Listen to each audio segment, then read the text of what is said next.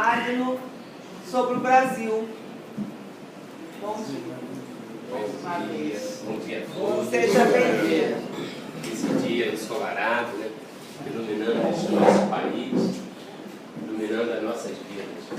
Possamos aproveitar dessa manhã que Deus nos concedeu para galgarmos um degrauzinho a mais no conhecimento, na abertura da nossa alma para o nosso melhoramento espiritual. Nosso tema de hoje nós vamos começar com algumas perguntas. A primeira pergunta que nós fazemos é: quem daqui planejou ou planeja, imagina aquilo que deseja fazer quando morrer? Ou como nós espíritas falamos, quando desencarnar. Quem daqui tem planejado? Já está com esse projeto em andamento?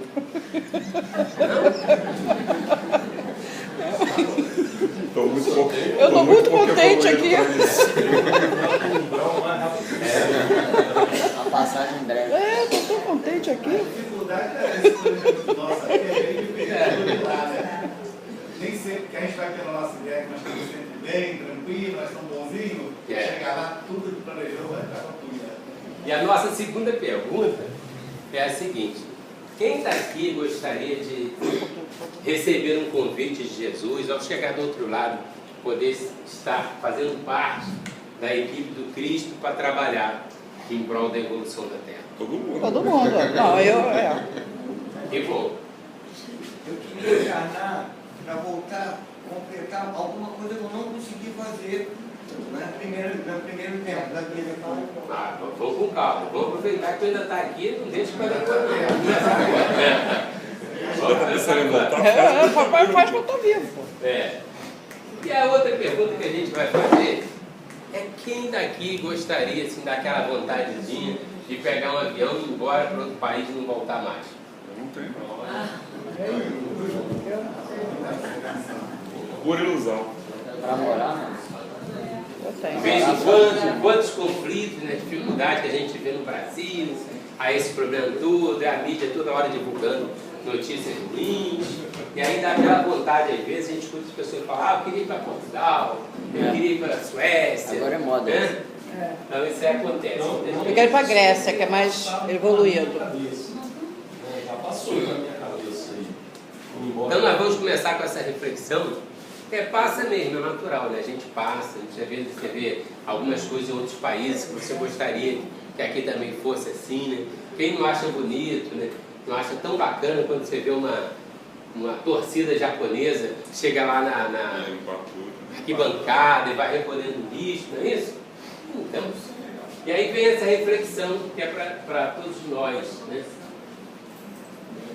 E por se multiplicar a iniquidade, né, a desigualdade, o amor de muitos se esfriará, mas aquele que perseverar até o fim será salvo. Então eu acho que isso é normal e não é de hoje. Você vê que essa reflexão do Cristo lá atrás, né? A desigualdade já existia, a corrupção existia, e até muito maior do que hoje em dia. E aí a gente percebe que, em função dessa desigualdade, todos os conflitos existentes, às vezes a pessoa acaba esfriando esse seu amor, acaba não percebendo que cada um é uma individualidade. Nós temos o todo, mas nós também temos o nosso universo individual. Então cabe essa reflexão que nós vamos desenvolvendo ao longo do nosso tema, que é Brasil. Olha que coisa linda. Essa nossa bandeira é uma coisa espetacular. Eu não sei se eu sou muito patriota, mas eu sou um apaixonado por essa bandeira. As cores, eu acho que é tudo muito lindo. Até o hino é bonito, é um dos hinos mais bonitos, é o nosso. Né? Realmente inspiradíssimo. Né? Um poeta, né, que fez o nosso hino, poderia ser diferente. Então, Brasil, coração do mundo, a pátria do Evangelho. Muitas pessoas não sabem por que existe este livro, né?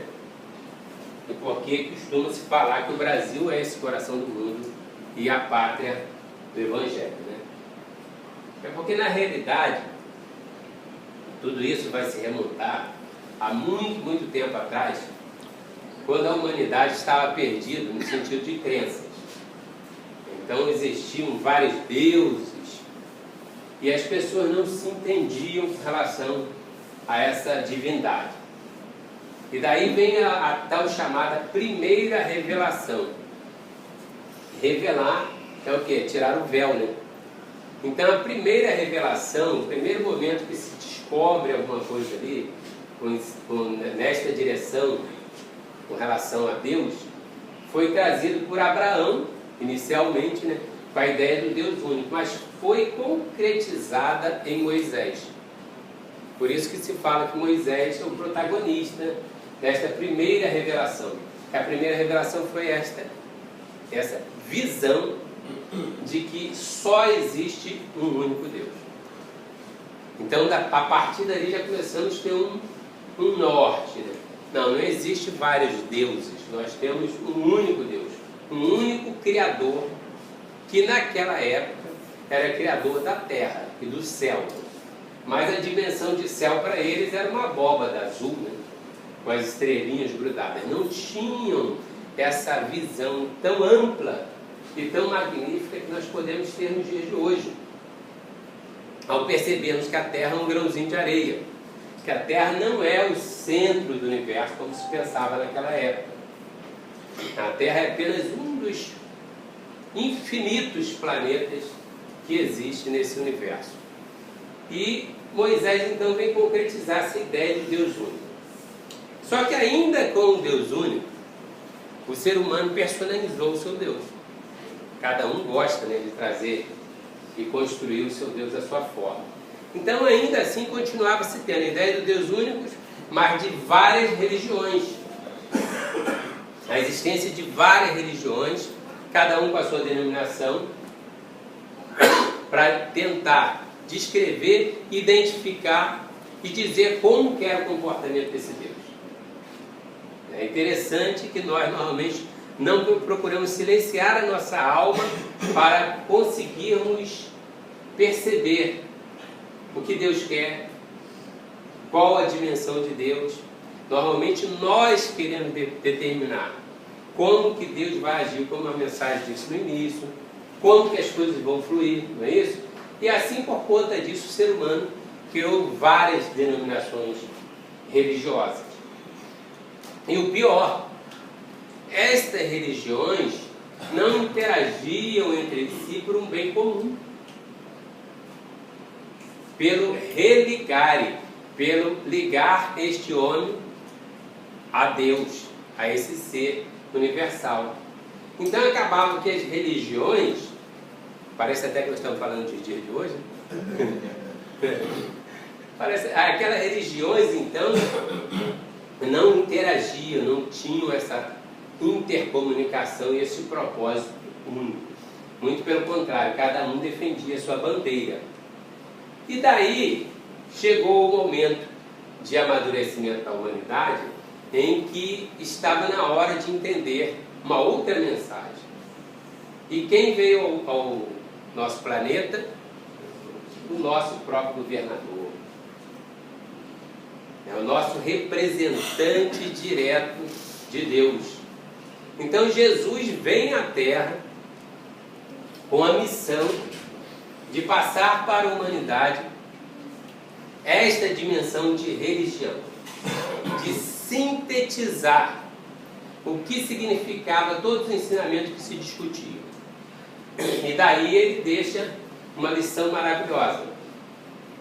Ele diz que todas as leis se resumiam em amar a Deus sobre todas as coisas e ao próximo como a si mesmo. Olha que coisa maravilhosa, não estaria resolvido todo o problema da humanidade se nós compreendermos, e aí cada religião falasse assim, não, peraí, mas nós precisamos amar ao próximo. Então o outro não é da nossa religião, não tem problema, vamos amar assim. Não é assim? E aí seria maravilhoso. Mas foi o que aconteceu? Não. O ser humano recebeu a semente, mas poucos corações estavam férteis para que ela pudesse germinar. E assim, o ser humano resolveu e preferiu dizer: esse cara não sabe de nada, vamos crucificar esse cara aí, não entende de nada, não sabe de nada, nós que sabemos. Mas Jesus, sabedor de todas as coisas, ele, antes de partir, ele deixou uma mensagem, porque os seus discípulos ficaram muito tristes e os tinham como um pai, né? Aquela convivência com Cristo, imagine, com todo aquele amor, eles tinham Jesus como um pai. Então eles começaram a ficar preocupados que eles ficariam órfãos. E Jesus então fala para ele: não vos deixarei órfãos, eu vos enviarei outro Consolador, que virá em espírito e verdade, e vos lembrará de tudo que eu vos tenho dito, e muito mais. Então, essa mensagem de Jesus é muito significativa. Primeiro, não existe registro de Jesus dizendo assim: eu voltarei, eu estarei aqui de novo para resolver os problemas, para ensinar para vocês tudo que eu já ensinei. Não falou nada disso. Presta atenção, ele diz assim: que vos lembrará. Você lembra para alguém algo que a pessoa não esqueceu? Não. Não, né? Não tem como, a pessoa não esqueceu. Ah, eu vou te lembrar que hoje você vai ter uma palestra na Cristo. Sim, seria maravilhoso se não tivesse esquecido. Mas se eu não esqueci, se a pessoa falasse para mim, eu falaria assim: não, obrigado, mas eu não me esqueci, eu sei disso. E vou lá com muito prazer, porque eu vou rever meus amigos, vou ver meu amigo Luiz, vou ficar muito feliz com isso. Então, a gente só consegue, a pessoa só pode nos lembrar daquilo que nós esquecemos. Então, esse é um primeiro detalhe importantíssimo. Se Jesus falou isso, ele queria dizer o quê? Todos os ensinamentos dele seriam esquecidos. E detalhe, Jesus diz assim: e muito mais.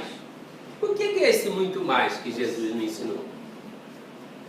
Jesus ensinou o bastante para que a humanidade pudesse ser feliz. Muito, bastante. O que ensinou foi demais. Tanto que nós estamos há 2000 anos e nós ainda não conseguimos aprender. E vamos passar muito mais tempo para conseguir aprender o que Jesus nos ensinou. Para nós termos uma ideia, Emmanuel, nosso querido Emmanuel, mentor desse ser maravilhoso que passou pelo nosso país, pelo nosso planeta, Emmanuel disse, certa feita para Chico, e nos livros existem essas narrativas também, que ele estava estudando o Evangelho de Jesus em esferas superiores. Olha que coisa!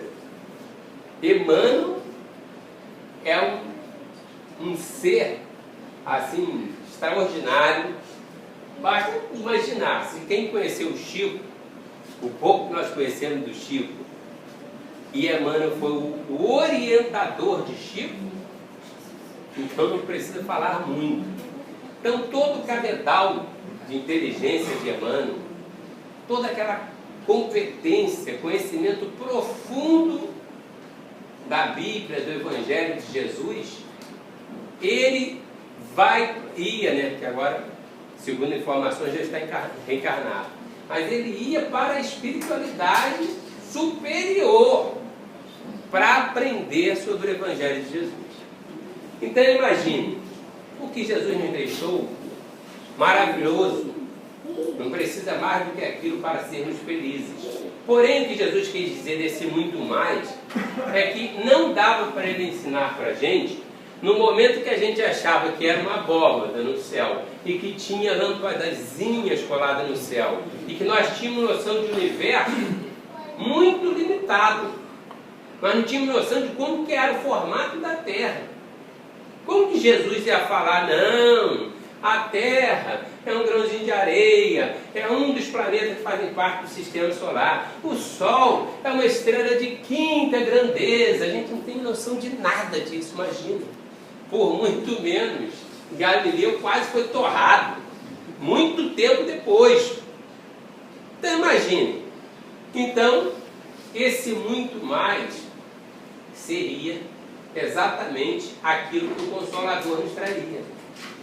E detalhe muito interessante, a primeira revelação veio através de Moisés, que era um espírito encarnado. A segunda veio através do mestre de luz, mas embora seja o mestre de luz, ele também estava aqui encarnado. Mas a terceira revelação, ele diz o seguinte, ele não disse, vai vir uma pessoa que vai ser responsável para ensinar para vocês. Enviarei outro Consolador. Quem era o Consolador? Não, quem era o Consolador naquela época? Você enviaria outro? Ele mesmo, o próprio Cristo. Ele era o Consolador. A boa nova que trouxe, o Evangelho significa isso, boa nova. A novidade para aquela época era o próprio Cristo. Eu sou o caminho, a verdade e a vida. Ninguém vai ao Pai senão por mim. Esse por mim é o quê? Senão fazendo o que eu faço, tendo humildade, tendo amor, misericórdia. Então esses foram os ensinamentos que ele trouxe e o consolo que ele trouxe, porque a gente não tem muita noção, porque a gente estuda muito passando, só superficialmente as lições, mas se você historicamente fosse reportar a época, era uma loucura o que aquele povo sofria. Dá para a gente degustar um pouquinho nesses filmes, né, que passam e que relatam assim, algumas coisas dos absurdos que ocorriam na época. E uma delas era que se nós hoje estivéssemos naquela época, estaríamos todos aqui sendo presos e conduzidos para as arenas para sermos devorados pelos leões. Então era um povo sem esperança. Se você não nascesse dentro da corte, se você não tivesse uma genealogia que fosse vinculado aos reis, aos nobres, você seria o quê? Escravo, seria um plebeu. Já existia casta naquela época. Então aquela humanidade, o povo judeu principalmente, que era um povo sofrido e que não tinha até a sua própria terra. Você imagine. É como a gente vê hoje em dia, essa tristeza, as pessoas não têm seu próprio lar para ficar. Agora imagine um povo não ter a sua própria terra. Então precisava-se de eles serem consolados pelo seu sofrimento, pelas suas dores. E Jesus veio trazer esse consolo. Porque ele veio ensinar o quê? Olha, gente, isso aqui é tudo passageiro. Fiquem tranquilos, isso aqui é passageiro. Rei, todo esse povo aí vai morrer igualzinho a vocês. E tudo vai passar. O que é preciso é vocês aprenderem a amar. Amar os seus semelhantes. Então Jesus trouxe esse consolo. E aí muitas pessoas começaram a viver dessa esperança e a viverem com plenitude. E aí nós vamos perceber uma coisa interessante. Aquelas pessoas com todos aqueles sofrimentos se atiravam cantando nas arenas. E isso começou então a acontecer o quê? A preocupar o governo da época. Porque a gente sabe que o governo precisa o quê? Conduzir o povo, né? Botar o povo ali, ó, aí vai com a varinha ali, com a aguilhão, né? E vai espantando a boiada, né? E Jesus foi falar, não, vocês não são boi não. Vocês têm a felicidade, a alegria, a vida eterna. E aí, opa, estou perdendo o controle da minha boiada. O que eu preciso fazer? Fingir que tudo que Jesus ensinou é verdade. Não, Jesus é o Messias, Jesus é o Cristo. Então vamos oficializar a religião cristã como a religião de Roma. Isso se deu 3 séculos depois, que Jesus já tinha passado, 3 séculos e pouco, nesse 4º século. E daí o que acontece? Só que a partir de agora, o cristianismo é oficial, Só que eu, que sou o rei, que estou acima de Deus, Deus está acima do rei? Não. Eu vou nomear um representante desse cristianismo, que vai se chamar Papa. Vai ser o Papa. Entende o nome? Gente, nada a ver com o nosso querido Chico, maravilhoso, né? Porque se tivesse nomeado Chico naquela época, seria outra coisa, né? Ele teria revolucionado, ia virar um problema aquilo, né? Então, mas não tem nada a ver com isso. Estamos falando historicamente aquela época, a estratégia que foi usada. E vamos usar o latim para ensinar as pessoas o que Jesus falou. As pessoas sabiam ler? Não. Sabiam escrever? Não. Sabiam latim? Nada. Não sabiam bodega nenhuma. Coitado, mal se comunicavam. Eram pessoas extremamente simples, ignorantes. E aí o que aconteceu? Amém. E aí assim ia conduzindo. E as pessoas, não, foi isso não, vocês estão enganados. Aí pegaram os ensinamentos de Jesus, misturaram com o Velho Testamento, que tinha muitas questões ali que foram leis criadas por Moisés para conduzir o povo hebreu. E daí o cristianismo, como Jesus tinha previsto, foi-se embora, foi esquecido. As lições básicas foram esquecidas. Atravessando um longo tempo de sofrimento, até chegar o momento de um novo amadurecimento da humanidade, né? Uma nova idade, né? E aí sim foi recebido o que Jesus prometeu, outro Consolador. Esse outro Consolador viria em Espírito e Verdade. E aí quando você pega as obras básicas, nosso insigne professor Hippolyte Léon, né, francês, Allan Kardec, a figura escolhida, o ser iluminado escolhido por Jesus, para compilar os ensinamentos de quem? Dos Espíritos, não mais do homem. Não tem como mudar.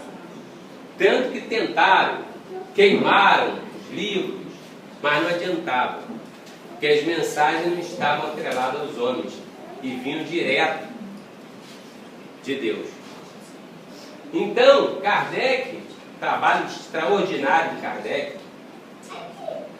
pela sua competência como pedagogo, pela sua humildade de se apagar para que aparecesse a mensagem dos Espíritos. Então, ele, quando codificou a doutrina, quando escreveu o livro dos Espíritos. Ele não colocou aqui o livro de Allan Kardec. E quem conhece a história de Kardec, é um ser extremamente humilde, uma grandeza que a humanidade não vai ter noção de quem foi Allan Kardec. Um dia, quando nós estivermos lá na frente, espiritualmente, a gente vai entender quem foi Allan Kardec e outros espíritos mais que já passaram por esse nosso órgão. Então, esse outro Consolador é o Espiritismo. E aí vocês vão falar assim, mas o Espiritismo, ele inovou, criou o Evangelho segundo o Espírito. Não. O Evangelho segundo o Espiritismo tem todos os versículos, os capítulos existentes no Novo Testamento. Só que limpo, dissociado desses personalismos e com as orientações e as explicações dos Espíritos. Por quê? Porque quando Jesus trouxe o cristianismo, ele trouxe o cristianismo para todos. Para todos. Não foi para uma classe. Ele não falou assim, ó, só os meus apóstolos serão meus representantes. Não. Eles seriam os multiplicadores, mas eles multiplicavam na íntegra. Eles pegavam pergaminhos, ensinavam as lições do Cristo e praticavam.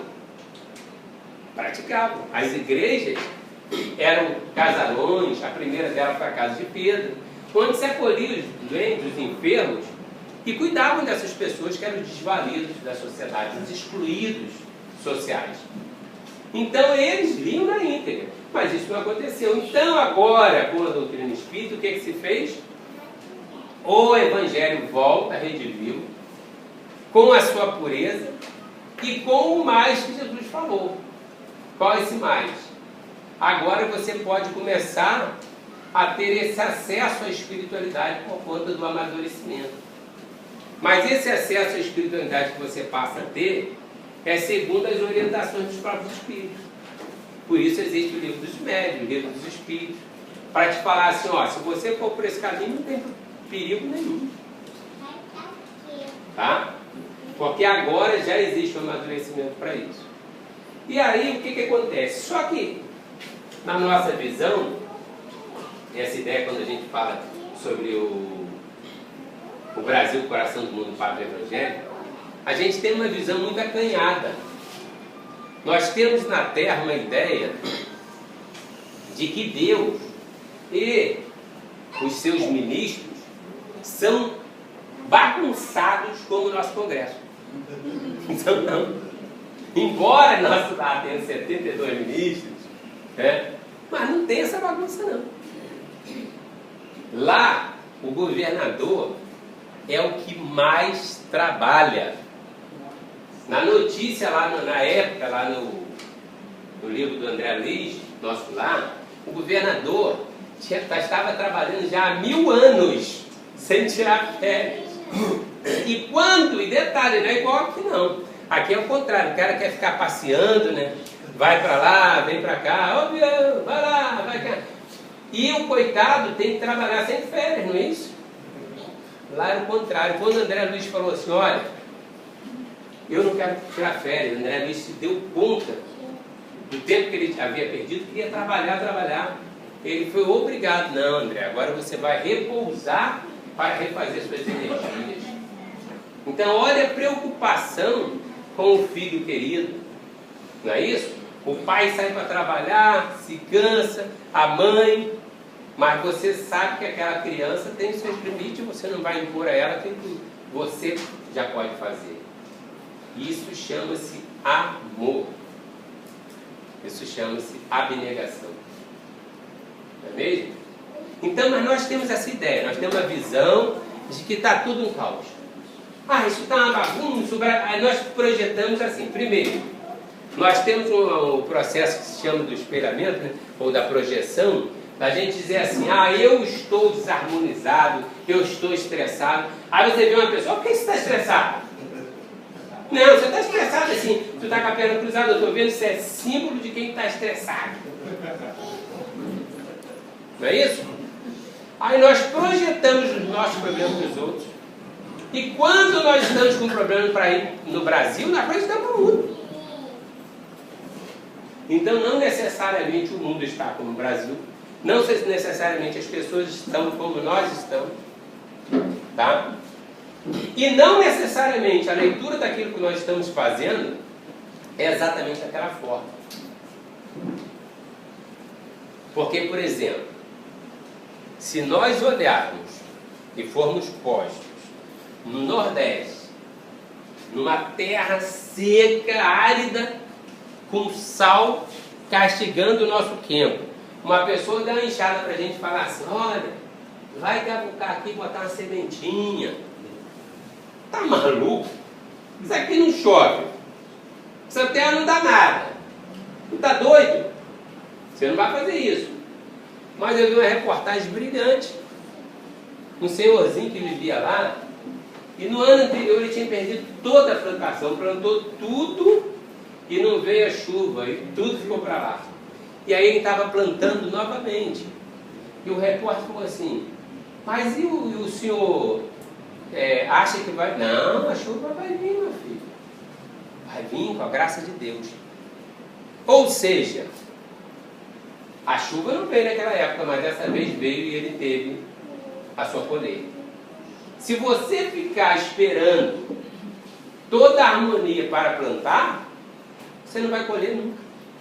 É preciso que você plante e replante e persevere até o fim, que uma hora vai germinar. Entende? Então nem todo caos é um problema. Basta a sua disposição. Como que você está olhando para esse caos? aí a coisa muda completamente. Entende? Então, quando nós começarmos a olhar para o Brasil e entendemos que isso é a ideia de Brasil, coração do mundo, pátria do Evangelho, não é uma puerilidade, que isso foi construído, como diz Haroldo Dutra, o planejamento espiritual se dá 700 anos antes. Então, quando o Consolador chegou na França, num país que vivia o tope do intelectualismo à época, é porque ali seria o melhor lugar para se receber ensinamentos que tinham vínculos científicos. Numa época positivista que tudo tinha que ter um alicerce fincado na ciência, até porque a religião estava desgastada, porque ela esqueceu o que Jesus tinha ensinado. Então é necessário que se fizesse ali esta revelação. Porém, Jesus não estava cochilando, ele sabia, olha, esse povo aqui não está preparado para a segunda etapa do Evangelho. Porque o Evangelho ele veio revelar ensinamentos, mas a sua base era o amor, era a caridade. E aquele povo da época, como até muito hoje em dia se vê muito isso, né? Ainda aquele impregnado do intelectualismo, eles não estavam preparados para a segunda fase, que era a fase da implantação do amor. Tanto que o livro de Espíritos fez muito sucesso. Mas quando chegou o Evangelho segundo o Espiritismo, acabou o Espiritismo naquela região. Então já estava programado o Espiritismo vir para onde? Para uma terra onde tinha um povo extremamente inocente, que é a criança que está aberta a receber tudo, que eram nossos índios. Um povo que seria capaz de receber várias raças e etnias em tua terra, que seria capaz de congregar religiões por um único foco, com aquela visão que Jesus vem entender. Olha, vocês podem até ter uma leitura e dar o nome que vocês quiserem, mas vocês precisam se entender e amar. Pode um chamar de Javé, o outro chamar do que for, de Maomé, pode cada um chamar do que for. Mas o fim disso aí tem que ser o amor ao próximo. Então o Brasil foi preparado para isso. Agora, quais eram as condições? Quais eram as condições? De ser uma terra que reproduziria o cristianismo. O cristianismo foi feito o quê? Eles acolhiam o quê? Quem estava bom, são, os gladiadores fortes, os caras que disputavam as competições. Não.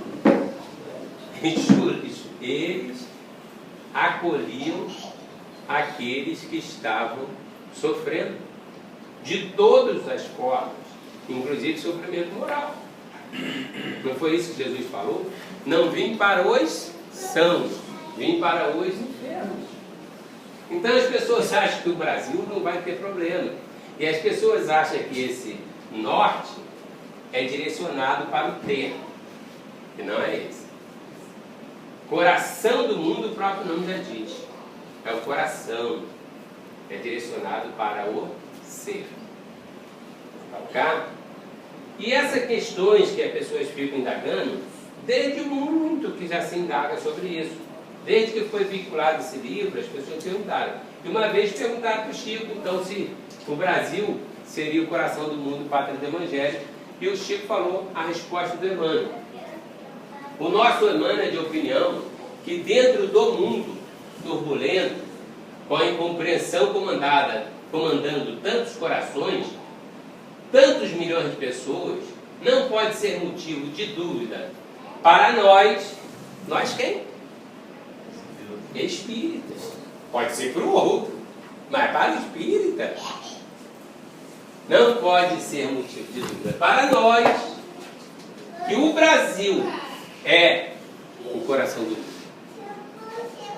A violência que existe no Brasil é a que existe no mundo, mas como povo nós temos sabido honrar a destinação a que fomos chamados. Como povo temos sofrido a reviravoltas enormes, inconformações, dilapidações, faltas graves daqueles que foram chamados a dirigir nossos destinos. Até hoje está se replicando isso. Os mercenários, aqueles indivíduos que espoliaram, voltaram para ter outra chance. Infelizmente, precisam muito das nossas orações, de muitas chances. porque eles quase que todos estão fracassando, tá? Mas as nossas mãos não se sujaram com sangue fraterno. Quantos povos por muito menos acharam na rebelião e na indisciplina porta falsa a que eles se atiraram para encontrar dificuldades muito maiores. Somos, sim, uma grandeza da terra em que nós renascemos. Somos filhos do coração do mundo, e o Senhor nos fortalecerá para sermos filhos também da pátria do Evangelho, quando soar a hora em que formos chamados para a grande renovação. Então vejam bem, filhos do mundo, mas não da pátria do Evangelho. Ser filho do Brasil é uma questão de ser parido aqui no Brasil, mas já é filho do Brasil. Ser filho da pátria do Evangelho é preciso se voluntariar, se alistar para passar pelos testes e depois estar apto a receber a sua condecoração de soldado do Cristo. Ok?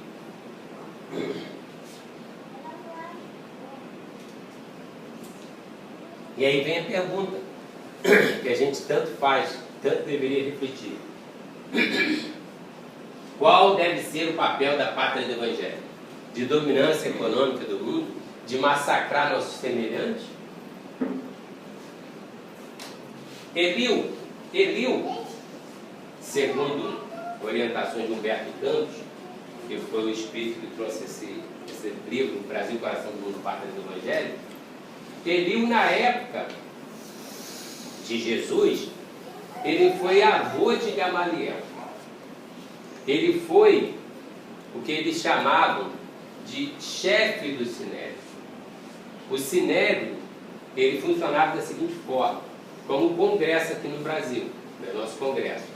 Então existiu o rei, existiu o Sinédrio. O Sinédrio tinha uma força religiosa e política extraordinária.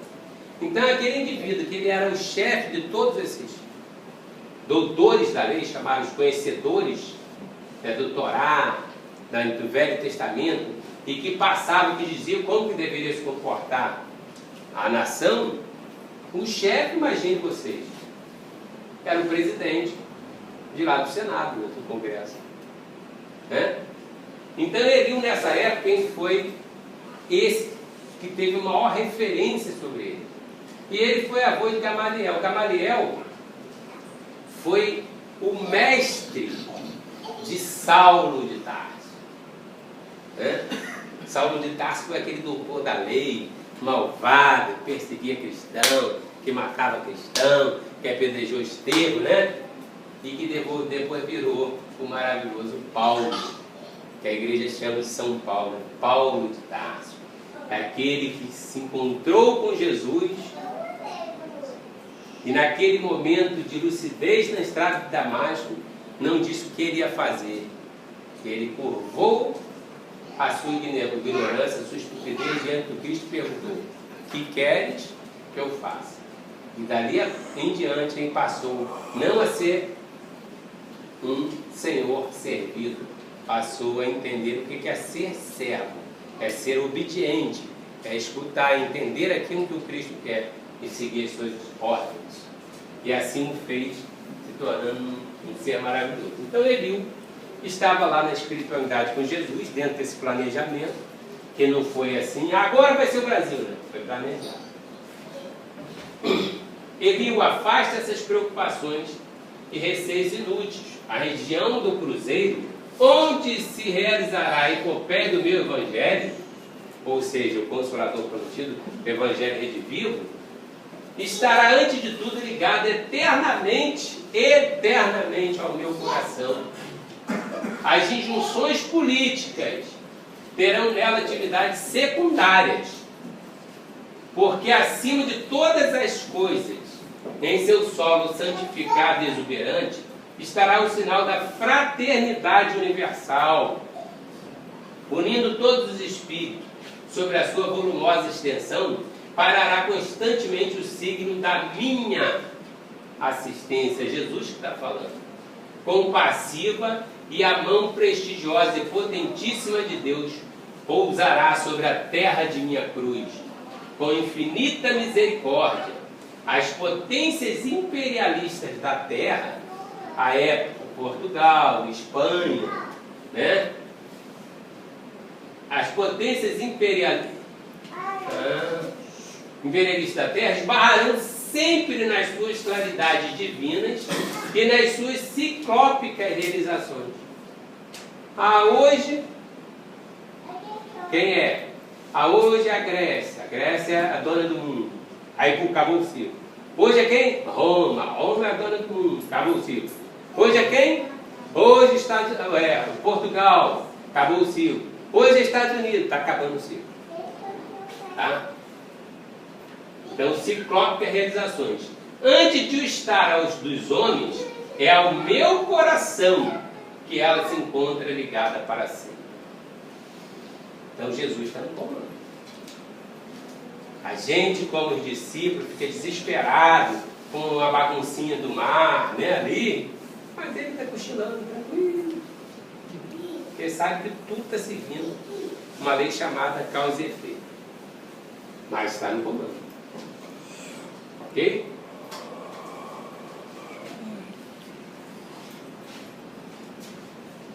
E aí nós perguntamos lá na frente, né, se alguém queria sair do Brasil, né?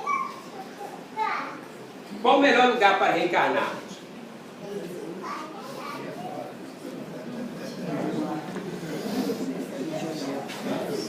E a segunda pergunta, qual será a nossa futura nação? Vamos reencarnar no Brasil? Vamos reencarnar no país que a gente quer? Portugal? Cuidado, hein? Depois pode ser que lá esteja muito ruim, a gente esteja bom. Não deseja muito, não. Pode ser cumprido. Depois você vai falar, poxa, mas eu queria tanto vir para cá. Então, você que escolheu. A nossa visão, muito acanhada da nossa existência na Terra, ela se dá por esse período curto que nós passamos aqui. Mas a Terra em si, o futuro da Terra em si, é nós compreendermos que somos uma única família e dividirmos as nossas qualidades, os nossos valores uns com os outros. Não importa onde estejamos. Porque quando nós reencarnamos, questão 132, 167 do Livro dos Espíritos, o objetivo da reencarnação, nós reencarnamos para evoluirmos. Só para isso. Nós estamos vindo para uma escola. E cada um precisa estar na escola segundo as suas deficiências com aquelas matérias que você precisa aprender. Então, se você tem determinada deficiência em matemática, beleza, vai reencarnar nos Estados Unidos. Mas a história para o Brasil, certo? Só que as matérias são outras. Orgulho, vaidade, egoísmo. Né? Então, essas são as matérias que a gente precisa trabalhar para evoluir. E daí nosso vínculo está atrelado a essas necessidades. E a necessidade de resgates.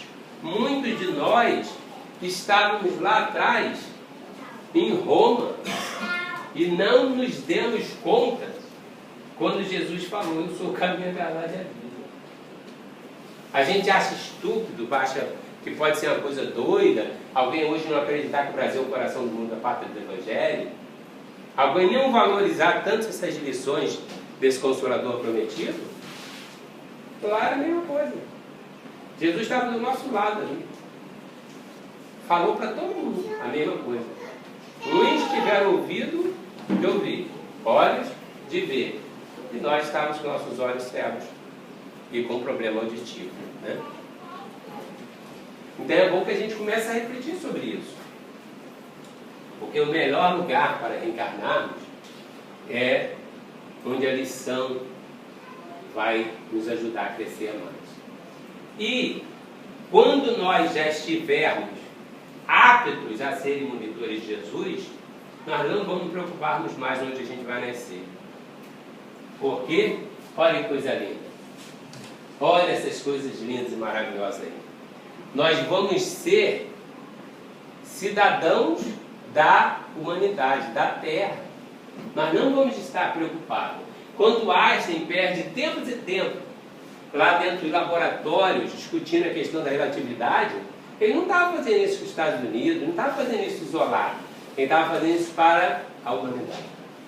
Quando a Madre Teresa linda, lá em Calcutá, dentro da Índia, né, com a religião cristã, começa a ensinar o que significava religião para toda aquela sociedade dividida em castas, cheia de problemas religiosos, ela brigava todos eles, hindus, muçulmanos, todos eles eram brigados no seu coração, no seu amor, porque ela era cidadã da terra. A cidadania dela não estava mais com essa nossa mediocridade de querer pertencer a um país. Ó, a grandeza. Não, quer pertencer à terra, quer ter a terra toda. Né? Então essa deveria ser a nossa mentalidade. A nossa linda peregrina da paz, que poucos conhecem.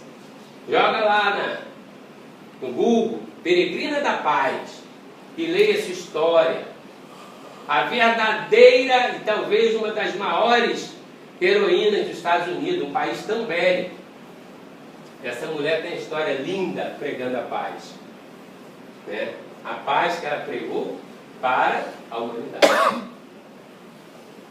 E o nosso Albert Schweitzer, que a gente às vezes não sabe nem quem foi, sabe que tem um hospital ali, né, que já está, coitado, capenga, caído. Mas foi um ser maravilhoso, um exímio pianista, fazia concertos extraordinários na Europa, médico, vivendo com conforto, com tudo aquilo. E onde que ele vai querer morar? Sai do seu país e vai morar, sai da Europa e tudo aqui em conforto, né? E vai morar lá na África. Vai criar hospital na África para os africanos, coitados. E quando ele chega na África, não tinha nada. Tinha um galinheiro ali que começou a construir o hospital dele. Cidadão da humanidade. Depois ele leva filha e mulher para esse desconforto. E aí saía de lá e ia para a Europa realizar concertos, obter dinheiro para levar para lá para ajudar aquele povo. Que assim passou a existência dele. Também tem um livro maravilhoso que narra a história dele. E aí veio essa pergunta aí. Trabalhadores da última hora, viu, Luiz? Trabalhadores da última hora é aquela passagem linda de Jesus, que um monte de gente estava trabalhando e chega aquele cara que chegou na última hora para trabalhar, mas se dedicou e trabalhou com amor. Então a gente não tem que pensar na próxima reencarnação. Nós temos que pensar que o convite de Jesus é para hoje. Nós estamos agora aqui na terra para ararmos, para plantarmos. Então precisamos fazer agora, não vamos perder tempo. E muitas vezes, Luiz, a gente imagina assim, também novamente as nossas projeções, as nossas deficiências, né? Então a gente imagina assim, se uma pessoa não vale nada, a gente exclui essa pessoa, não quer saber dessa pessoa, etc. E a gente imagina que Jesus é do mesmo jeito. Você imagina qual o pior cara? Às vezes a gente acha que a gente é ruim. Você imagina quem é o pior cara que pode existir. Imagina que está lá Jesus na cruz, né? Ser tão maravilhoso, não baixasse todo o sofrimento, e você pega a sua lança e fala assim, não, o sofrimento está pouco. Ah, vai lá no coração desse cara, futuca. Esse cara merece o quê? O fogo eterno. Vai queimar lá no inferno eternamente. Não é isso? Este é o nosso julgamento. Graças a Deus no nome de Jesus. O de Jesus é maravilhoso. O coração de Jesus é pura misericórdia. Então, Longinos, ele foi este soldado que enfiou a espada no coração de Jesus. passadas suas várias existências, obviamente, ressarcindo muito desses débitos, da sua consciência de culpa, não de castigo. Longínquo agora se encontrava, graças a Deus, em situação de arrependimento na espiritualidade. Então Jesus, conversando com ele no plano espiritual, chama Longínquo. Olha, o cara que enfiou a espada no seu coração, com extremo carinho, agora o seu pupilo, e diz assim: Longínquo, entre as nações do orbe terrestre, organizei o Brasil como o coração do mundo. E ele fala assim: eu vou precisar de você nos primeiros momentos desta nação, para que essa nação possa se organizar, para que seus territórios não se percam. E quem foi Longínquo? Dom Pedro II. O nosso, talvez o nosso maior, mais maravilhoso homem da política que teve aqui no Brasil. Dom Pedro II. Olha que coisa linda que é a misericórdia de Deus. Eu não vim para os sãos, vim para os enfermos. Então, se você às vezes está se achando diminuído, acha que você não pode ser um representante de Jesus, comece a refletir sobre isso. Se você chegou aqui hoje e disse assim: eu não sei o que vou fazer depois que eu morrer, saia daqui hoje e comece a botar isso no papel. Nós não precisamos ser espírito evoluído para isso.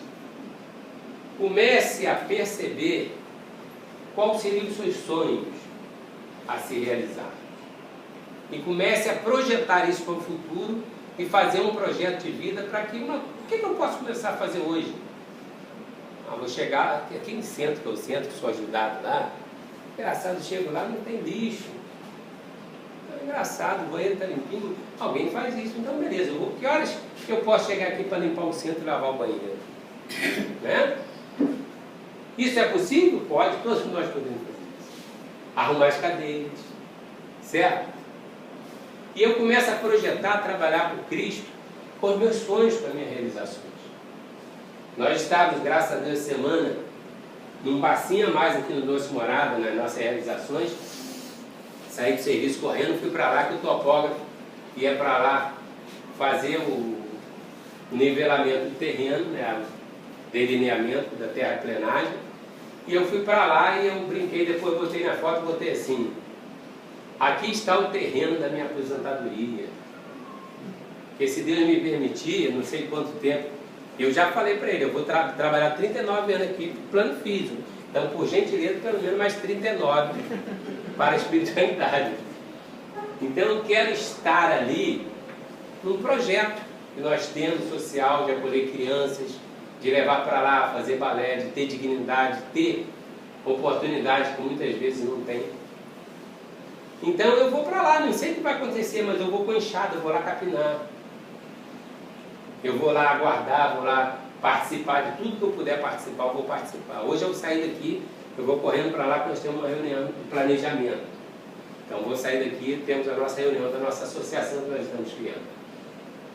Então comece a projetar, porque no momento que você botar o pé do outro lado, se aquilo que você estabeleceu enquanto ideal de vida está vinculado ao coração do Cristo, você tem a certeza, você vai continuar do outro lado.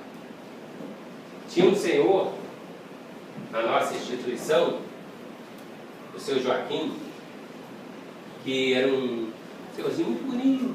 Eu falo que era meu preto velho, tem sorriso gostoso, chegava e recebia a gente com aquele sorriso maravilhoso. Um sorriso lindo e maravilhoso. Seu Joaquim desencarnou e ele foi, ao chegar no plano espiritual, logo em seguida a gente já estava coordenando o nosso trabalho mediúnico, fazendo parte, sempre uma equipe. Então, certa feita eu estava na reunião mediúnica, aí me lembrei do seu Joaquim, comecei a falar assim: vou perguntar para o seu Joaquim como que é esse negócio de desencarnar. E aí eu mentalmente perguntei ao seu Joaquim e veio uma mensagem maravilhosa. A mensagem realmente de alguém simples, mas que tinha amor. Seu Joaquim falou assim: meu filho, Você sabe quem é trabalhador que todo dia bota sua enxadinha nas costas e vai para o campo trabalhar cantando, feliz? E ao final do dia, ele volta realizado pelo seu trabalho, feliz. E assim ele sempre faz durante a sua vida. Desencarnar é assim. Se você gosta de trabalhar, está feliz, quando você bota o pé do lado de cá, eles perguntam, quer trabalhar? Eu falei, eu quero. Então, se nós compreendermos isso, que nós estamos aqui para servir, não para sermos servidos, se nós entendermos a missão dos espíritos, sim, em todos os pontos do globo vão produzir-se as subversões morais e filosóficas. Aproxima-se a hora em que a luz divina se espalhará sobre os dois mundos, o mundo espiritual e o mundo físico, e depois que levai a palavra divina. E aqui está Deus, Cristo e Caridade, que é a bandeira que Ismael plantou no nosso país. Então que possamos todos os dias acordarmos, agradecidos a Deus por estarmos nesta pátria abençoada, e não mais perguntarmos o que o Brasil tem para me dar, mas pergunte a si mesmo, o que eu posso fazer para que o Brasil represente esse amor que Jesus tem por nós. Obrigado.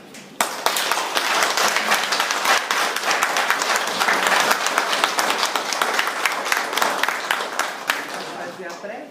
Não, mas posso pedir para o nosso amigo Magno, você podia falar sobre essa associação? As pessoas talvez nem todos conheçam isso, tá? O Abrigo Doce Morada é uma instituição que fica aqui próximo a gente, né? Fica na Rua Santa Veridiana. A Rua Santa Veridiana é curioso, que ela pega ali do Corral Falso e vem até aqui a Septíbara, que é aí. Passa por trás da Nova Septíbara. O Abrigo Doce Morada fica situado mais ou menos na direção do Motel Septíbara ali para dentro. Uma instituição hoje, instituição filantrópica, o maior abrigo filantrópico que existe de idosos aqui no Rio de Janeiro, é o Abrigo Doce Morada. Nós estamos hoje com a construção de 700 metros quadrados, aguardando que a Prefeitura nos conceda a parceria para abrigarmos crianças órfãos. Tá? Temos 2 creches, temos vários outros projetos. Tá? Quem quiser conhecer um dia pode chegar lá sábado e ter uma atividade, sempre uma atividade, uma reuniãozinha também, embora seja o mesmo horário. Quer dizer, na realidade não é bem que seja o mesmo horário. Vocês podem um diazinho falar assim, hoje eu não vou lá no Cristo, vou lá, vai ser hoje eu vou. Ih, Nelma vai ter um troço. Não, faz 2 carros. Então vamos fazer o seguinte, vai à tarde, o Carlos Ney também sempre está lá à tarde. Tá, o domingo de manhã também sempre está lá domingo de manhã. Então o Abrigo Doce Morada fica ali por conta de ser uma instituição que está crescendo muito nesse trabalho filantrópico. Nós resolvemos criar uma associação dos amigos do Abrigo Doce Morada. Essa associação ela tem por objetivo criar os sucessores desse trabalho, para que esse trabalho amanhã não morra, e de ampliar esse trabalho. Então, nossa meta agora é construirmos um centro de convergência dos espíritas, onde que é o nosso projeto Espaço Multidisciplinar Teresa de Calcutá. Tá? E aí, qual é o nosso objetivo? Nós vamos criar uma quadra com salas para a gente poder desenvolver trabalho com a comunidade. Trabalho de levar toda essa atividade de esporte, levar atividade artística, balé, tudo que puder levar para essa comunidade, reforço escolar, artesanato, tudo que tiver ao nosso alcance que puder fazer para essas crianças. E, porque é óbvio, esse trabalho, toda essa construção não pode ficar ociosa para a gente realizar congressos e tal, que uma vez ou outra. Mas aí estará aberto também aos congressos.